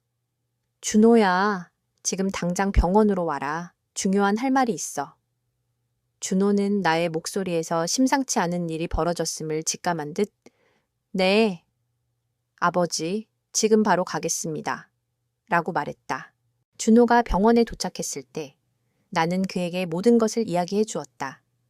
35년 전 서유리가 실종된 이야기부터 며칠 전 정 회장의 집에서 아리미를 발견한 이야기, 그리고 DNA 검사 결과까지. 준호는 나의 이야기를 듣고 충격에 휩싸였다. 그는 믿기지 않는다는 표정으로 나를 바라보았다. 아버지, 그게 정말입니까? 누나가 살아 있었다고요? 그의 목소리는 떨리고 있었다. 잉킹, 준호야, 누나가 살아 있었어. 그리고 지금 저 병실 안에 누워 있어. 나는 준호의 손을 잡고 말했다. 준호는 내가 가리킨 병실 문을 바라보았다. 그는 문을 열고 들어가 서유리를 보았다. 잠든 서유리의 얼굴은 어린 시절 서유리의 모습과 똑같았다. 준호의 눈에서 뜨거운 눈물이 흘러내렸다. 그는 서유리의 손을 꽉 잡았다. 누나? 그의 목소리는 흔들렸다. 35년 만에 만난 누나. 그는 기쁨과 슬픔, 그리고 죄책감에 휩싸였다. 준호는 서유리의 손을 잡고 울었다. 나는 그런 아들을 보며 마음속으로 다짐했다. 이제 모든 것을 제자리로 돌려놓아야 한다. 나는 준호에게 정 회장 부부와 혜진이 아리미를 학대하고 있었다는 사실을 이야기해 주었다. 준호는 그 말을 듣고 충격에 휩싸였다. 그는 자신의 아내를 믿고 있었고 나는 그 믿음을 깨뜨려야만 했다. 아버지? 그럴 리가 없어요. 혜진이는 그럴 사람이 아니에요. 준호는 나의 말을 믿지 않았다. 나는 그에게 증거를 보여주었다. 서유리의 몸에 새겨진 멍 자국, 그리고 내가 며칠 전 정 회장의 집에서 발견한 녹음기. 나는 준호에게 녹음기에서 흘러나오는 목소리를 들려주었다. 녹음기에서는 정 회장 부부와 혜진이 아리미를 학대하는 목소리가 들려왔다. 이게 뭐야? 내가 몇 번이나 말했어. 응, 다시 해. 처음부터 제대로 하면 될걸. 왜 다시 해? 정말 답답해 죽겠네. 혜진의 차갑고 잔인한 목소리가 병실 안을 울렸다. 준호는 그 목소리를 듣고 무너져 내렸다. 그는 바닥에 주저앉아 고개를 들지 못했다. 그가 믿었던 모든 것이 거짓이었다는 사실을 알게 되자 그의 세계는 산산조각이 났다. 나는 그런 아들을 보며 마음이 아팠다. 하지만 나는 그에게 진실을 말해야만 했다. 나는 준호에게 정 회장 부부와 혜진이 아리미를 학대하고 있었을 뿐만 아니라 그녀를 이용해 나에게 접근하고 내 회사를 노리고 있었다는 사실까지 이야기해 주었다. 준호는 그 말을 듣고 온몸이 떨려왔다. 그는 더 이상 자신의 아내를 믿을 수 없었다. 그가 사랑했던 아내가 사실은 악마였다는 사실을 알게 되자 그는 절망에 빠졌다. 나는 준호의 어깨를 감싸 안았다. 준호야, 이제 괜찮아. 누나가 돌아왔어. 이제 우리는 다시 시작할 수 있어. 나의 말에 준호는 고개를 들었다. 그의 눈은 붉게 충혈되어 있었고 눈물로 가득 차 있었다. 아버지, 제가 너무 바보 같아서 혜진이를 믿었어요. 그녀의 거짓말에 속아 넘어갔어요. 그의 목소리는 흔들렸다. 나는 준호의 등을 두드려주며 말했다. 괜찮아. 너는 아무 잘못 없어. 아빠도 속았잖아. 이제라도 진실을 알게 된 것이 다행이야. 나는 준호와 함께 서유리를 지키기로 했다. 우리는 서유리의 치료를 위해 모든 것을 지원하기로 했다. 그리고 정 회장 부부와 혜진을 법의 심판대에 세우기로 했다. 준호는 검사로서의 자신의 직위를 이용해 모든 것을 조사하기로 했다. 그는 더 이상 망설이지 않았다. 그는 자신의 아내와 장인 장모를 직접 조사하기로 했다. 나는 그런 준호를 보며 마음속으로 다짐했다. 이제 괜찮아. 서유라, 이제는 네가 행복할 일만 남았어. 이제는 아빠와 오빠가 너를 지켜줄게. 나는 준호와 함께 서유리를 지키기로 했다. 우리는 서유리의 치료를 위해 모든 것을 지원하기로 했다. 그리고 정 회장 부부와 혜진을 법의 심판대에 세우기로 했다. 준호는 검사로서의 자신의 직위를 이용해 모든 것을 조사하기로 했다. 그는 더 이상 망설이지 않았다. 그는 자신의 아내와 장인 장모를 직접 조사하기로 했다. 나는 그런 준호를 보며 마음속으로 다짐했다. 이제 괜찮아. 서유라. 이제는 네가 행복할 일만 남았어. 이제는 아빠와 오빠가 너를 지켜줄게. 준호는 서유리가 잠든 병실을 나와 내게 말했다. 그의 얼굴은 피곤에 절어 있었지만 눈빛은 강한 의지로 빛나고 있었다.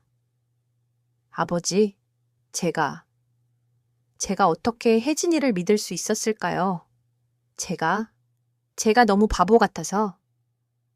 준호의 목소리는 떨리고 있었다. 나는 그런 아들을 보며 마음이 아팠다. 괜찮아. 준호야, 너는 아무 잘못 없어. 혜진이는 너무 완벽했잖아. 아빠도 속았잖아. 나의 말에 준호는 고개를 떨구었다. 아버지, 저는 혜진이에게 모든 것을 이야기하고 싶습니다. 그리고 이 모든 것을 끝내고 싶습니다. 준호의 목소리에는 결단이 담겨 있었다. 나는 준호의 결정을 지지했다. 그래, 준호야, 네가 원하는 대로 해라. 아빠는 항상 네 편이야. 나의 말에 준호는 고개를 끄덕였다. 그는 떨리는 손으로 혜진에게 전화를 걸었다. 여보, 지금 어디야? 준호의 목소리는 평소보다 한 톤 낮고 차가웠다. 나 집에 있어. 왜 무슨 일 있어? 혜진의 목소리는 평온했지만 나는 그 목소리 뒤에 숨겨진 불안함을 읽을 수 있었다. 집집이 아니잖아. 지금 어디야 솔직하게 말해. 준호의 목소리가 점점 높아졌다. 혜진은 당황한 듯, 여보, 나 지금 친구 집에 와 있어. 내일 갈게. 왜 그래? 라고 말했다. 친구 집? 무슨 친구 집이야? 당장 집으로 와 할 말이 있어. 준호의 목소리가 격분했다. 혜진은 더 이상 거짓말을 할 수 없다는 것을 직감한 듯, 알았어. 갈게. 라고 말하고 전화를 끊었다. 준호는 전화를 끊고 멍하니 서 있었다. 그의 얼굴은 하얗게 질려 있었고 손은 바들바들 떨리고 있었다. 나는 그런 아들을 보며 마음이 아팠다. 나는 준호의 등을 두드려 주었다. 괜찮아. 준호야, 아빠가 있잖아. 준호는 나의 품에 안겨 어린아이처럼 울었다. 그 울음소리는 내게는 세상에서 가장 슬픈 소리였다. 30년 동안 내가 혜진이를 사랑했던 만큼 준호도 그녀를 사랑했다. 나는 준호의 마음이 얼마나 아플지 짐작조차 할 수 없었다. 1시간 후 혜진이 병원으로 찾아왔다. 그녀는 내가 서유리를 데리고 왔다는 것을 알고 있는 듯 불안한 표정을 지으며 병실 문을 열었다. 그녀의 눈빛은 흔들리고 있었다. 여보, 이게 무슨 일이야? 아버님, 아버지, 왜 여기에? 그녀의 목소리는 떨리고 있었다. 준호는 혜진을 보며 차가운 목소리로 말했다. 혜진아, 앉아. 할 말이 있어. 혜진은 준호의 차가운 목소리에 겁을 먹은 듯 조심스럽게 의자에 앉았다. 그녀는 나를 흘긋 보며 경계하는 표정을 지었다. 혜진아, 우리 아림이. 아니, 서율이. 내가 데리고 왔어. 준호의 말에 혜진은 당황한 표정을 지었다. 서율이가 누군데? 아버님, 지금 무슨 말을 하시는 거예요, 아림이는? 그냥 저희 집 가정부일 뿐이에요. 서율이 그게 무슨... 혜진은 끝까지 거짓말을 하려 했다. 나는 그녀의 뻔뻔함에 분노가 치밀어 올랐다. 혜진아, 너는 아림이를 모른다고 할 수 없을 거야. 너는 그녀를 35년 동안 학대했으니까. 준호의 목소리는 차갑고 단호했다. 혜진은 나의 말에 온몸이 얼어붙는 듯했다. 그녀의 얼굴에서 모든 핏기가 사라졌다. 그녀는 억지로 웃으며 여보, 지금 무슨 소리를 하는 거야? 아버님이 지금 충격이 너무 크셔서 제정신이 아니신 것 같아. 당신도 정신 차려. 아버님 말씀에 흔들리지 마. 라고 말했다. 하지만 준호는 흔들리지 않았다. 그는 혜진에게 녹음기를 건넸다. 이거 들어봐. 너의 목소리야. 너가 아림이에게 소리치고 욕설을 퍼붓던 목소리. 너가 접시에 물기가 남아 있잖아. 몇 번을 말해야 알아들어. 라고 말하던 목소리. 준호의 말에 혜진은 녹음기를 보며 몸이 떨려왔다. 그녀는 녹음기를 거부했지만 준호는 그녀의 손에 녹음기를 쥐어주었다. 혜진은 녹음기를 떨리는 손으로 들고 잠시 망설이더니 재생 버튼을 눌렀다. 이게 뭐야? 접시에 물기가 그대로 남아 있잖아. 내가 몇 번을 말해야 알아들어. 응. 녹음기에서 흘러나오는 자신의 목소리를 듣자. 혜진은 눈이 동그랗게 커졌다. 그녀는 녹음기를 내던지고 소리를 질렀다. 아니야, 이건 조작된 거야. 아버님이 나를 모함하는 거라고, 여보. 믿지 마. 아버님이 나를 모함하는 거야. 혜진은 발악했다. 나는 그녀의 발악을 보며 아무 말도 하지 않았다. 준호는 혜진을 보며 차가운 목소리로 말했다.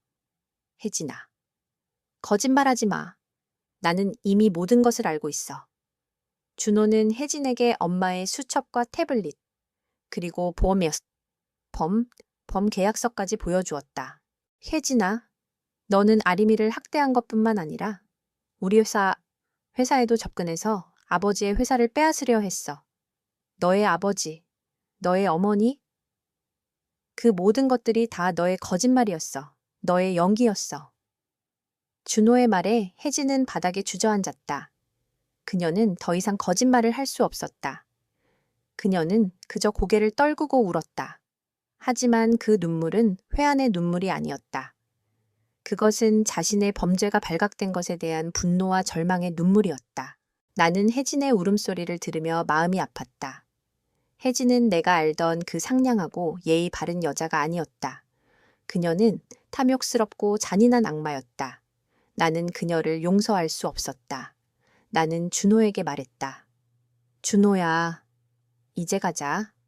이 여자에게 더 이상 미련을 가질 필요 없어. 준호는 나의 말에 고개를 끄덕였다. 그는 혜진을 지나쳐 병실로 들어갔다. 그의 뒤를 따라 병실 문을 닫았다. 병실 안에는 서유리가 잠들어 있었다. 나는 서유리의 잠든 얼굴을 보며 마음속으로 다짐했다. 서유라, 이제 괜찮아. 이제는 너를 혼자 두지 않을게. 나는 낡은 찻잔을 보며 흙냄새를 맡았다. 퀴퀴한 곰팡이 냄새 속에서 나는 잊고 살았던 젊은 날의 열정을 다시 느꼈다. 그 찻잔은 내가 23살 때 만든 첫 작품이었다. 아직 빚는 법이 서툴러서 굽이 휘어지고 유약도 고르게 발리지 않았지만 내 모든 것을 쏟아부어 만들었던 소중한 작품이었다. 나는 그 찻잔을 들고 창가에 앉아 하염없이 과거를 회상했다. 준호와 처음 만난 건 8년 전. 대학원 졸업을 앞두고 열었던 작은 전시회에서였다. 당시 나는 학교에서 꽤 촉망받는 도예가였다. 교수님은 내 작품을 보고 서은아, 너는 흙을 다루는 타고난 재능이 있어. 내 작품은 너의 감정이 그대로 녹아있어. 네 감정이 솔직하고 순수해서 내 작품이 빛나는 거야. 라고 칭찬하셨다.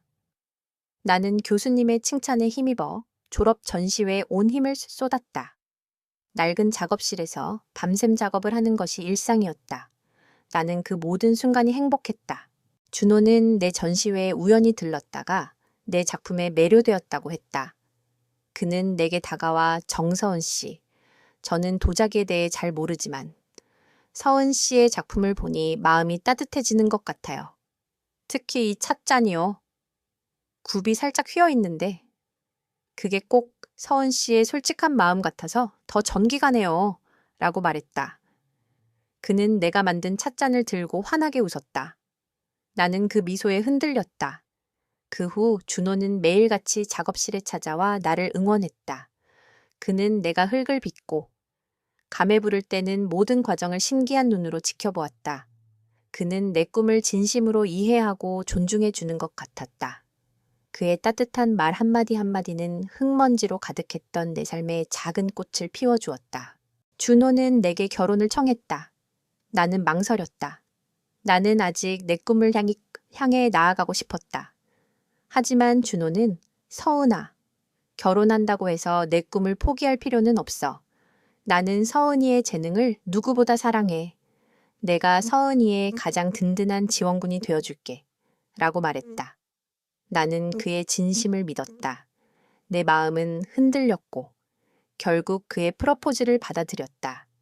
하지만 결혼 생활은 내가 꿈꿨던 것과는 너무 달랐다. 결혼 후 준호는 나를 그의 집으로 데리고 갔다. 시어머니 강민숙은 나를 보자마자 이 집안의 며느리가 되려면 살림부터 배워야지. 쓸데없는 흙 장난감은 이제 그만하고 라고 퉁명스럽게 말했다. 나는 시어머니의 말을 듣고 충격을 받았다. 준호는 옆에서 엄마, 서은이는 도예가예요.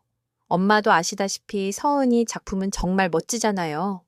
라고 말했지만 그의 목소리는 힘이 없었다. 시어머니는 도예가는 무슨? 돈이나 벌어오는 사람이나 도예가지. 서은이가 그동안 얼마나 벌었니? 우리 아들 월급의 반도 못 벌었잖아. 결혼했으면 남편 내조나 잘해. 이 집안의 체면이 있지.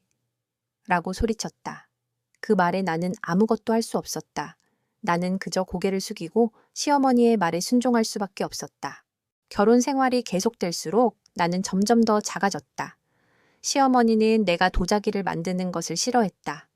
작업실에 들어와 또 그 냄새나는 흙 장난감이야. 쓸데없는 짓 그만하고 부엌에 가서 내 저녁이나 준비해. 라고 닥달했다. 나는 결국 시어머니의 눈치를 보며 작업실 문을 닫았다. 내 꿈은 그렇게 천천히 시들어갔다. 준호는 내가 힘들어할 때마다 엄마가 워낙 고지식해서 그래. 서은아, 그냥 좀 참아. 언젠가 엄마도 서은이 마음을 알아줄 거야. 라고 말했다. 하지만 그의 말은 위로가 되지 않았다. 그는 내 꿈을 지켜주겠다는 약속을 잊은 지 오래였다. 시누이 김지우는 대학 졸업 후에도 취업을 못하고 있었다.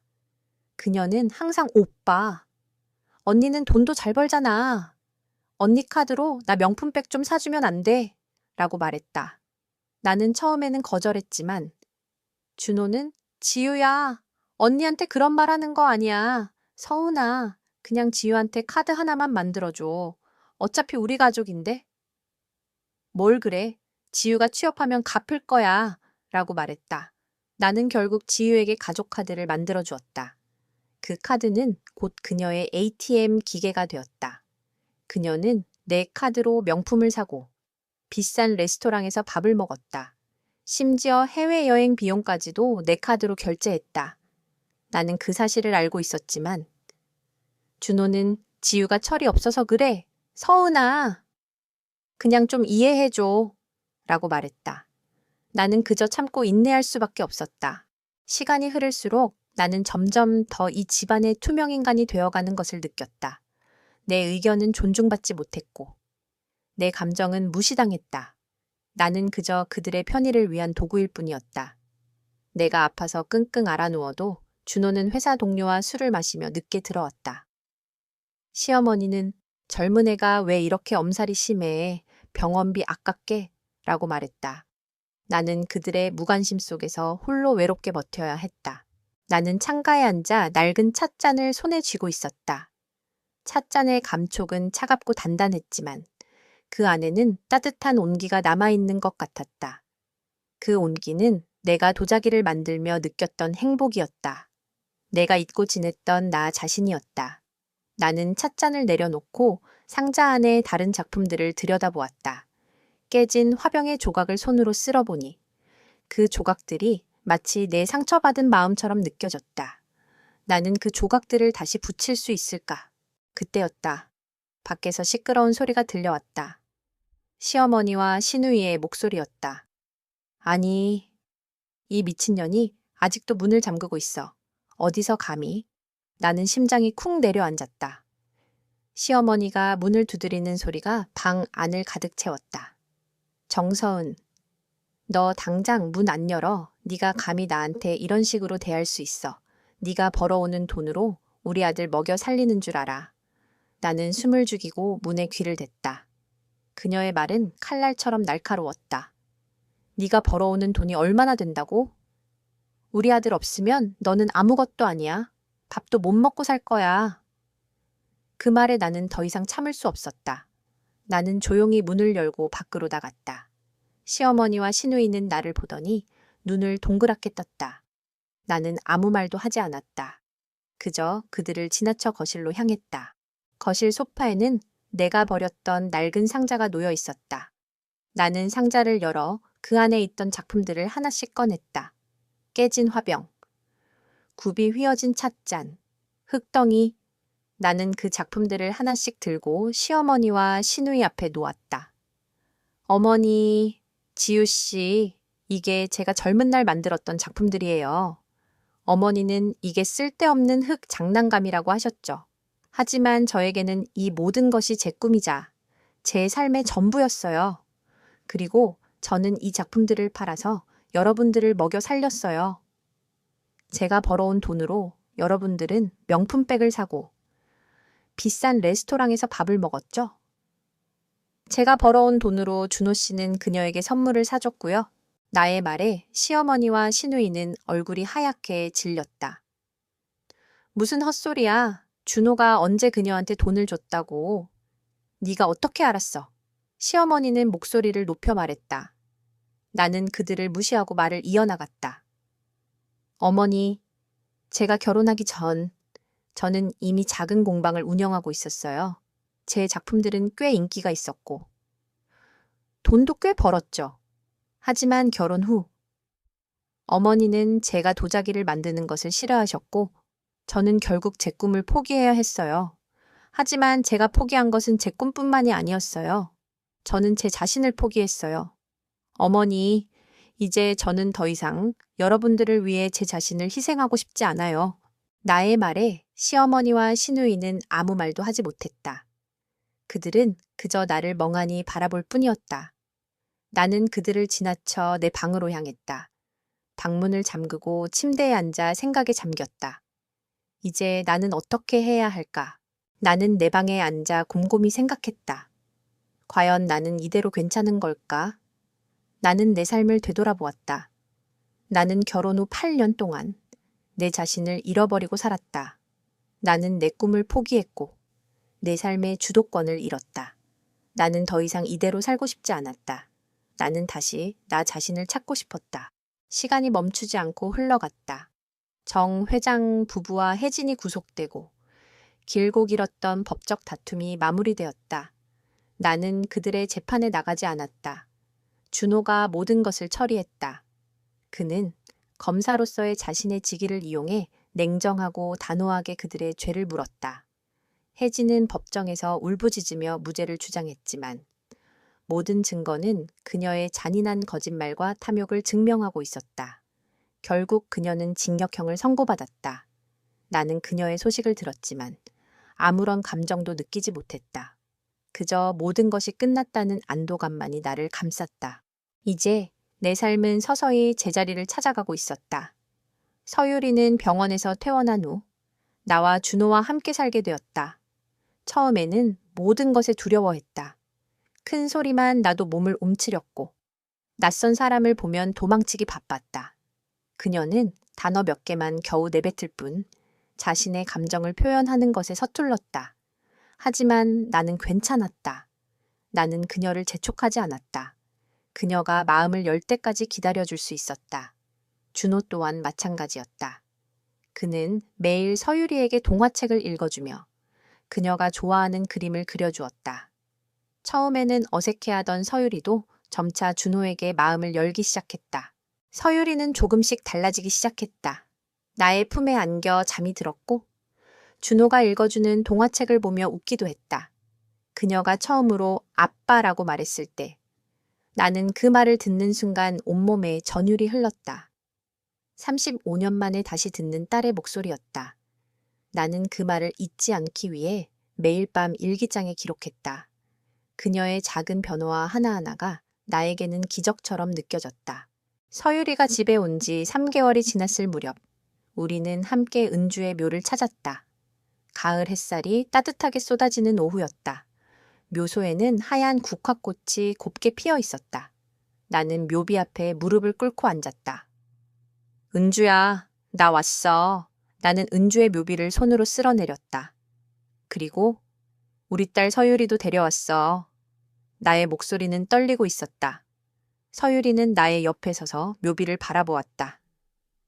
엄마, 엄마. 서유리의 목소리는 작았지만 그 목소리에는 진심이 담겨 있었다. 준호도 묘비 앞에 무릎을 꿇고 앉았다. 엄마, 저 준호예요. 누나를 찾았어요. 저희 이제 다시 함께 할 수 있어요.